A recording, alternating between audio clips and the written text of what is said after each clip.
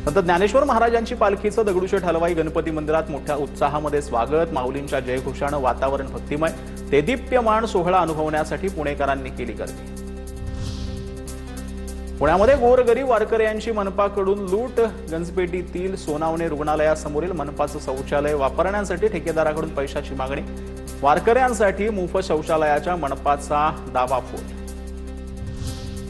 वारकऱ्यांना ओटीपीद्वारे गॅस सिलेंडरचा पुरवठा होणार। आषाढी पालखी सोहळ्यातील लाखो वारकऱ्यांच्या सोयीसाठी पुणे जिल्हा प्रशासनाची विशेष सुविधा उपलब्ध।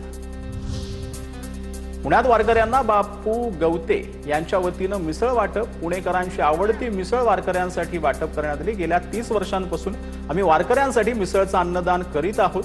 वारकऱ्यांना केलेल्या अन्नदानातून आम्हाला मोठा आनंद मिळतो, बापू गवते यांची प्रतिक्रिया।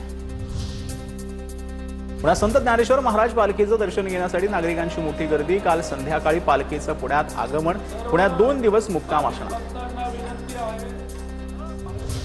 रत्नागिरी ते पंढरपूर सायकल वारीला उत्साहात सुरुवात झाली। 32हून अधिक सायकलपटूंनी सहभाग नोंदवलाय। भक्ती आणि शिस्त, पर्यावरण संवर्धन आणि निरोगी जीवनशैलीचा संदेश देत सायकल वारी पंढरपूरकडे रवाना झाली।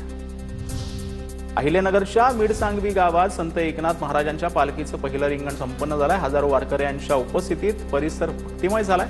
सालसिद्ध बाबा संस्थानचे महंत हनुमंत महाराज शास्त्री यांनी वारकऱ्यांसोबत पावली देखील यावेळेला खेळलेली आहे।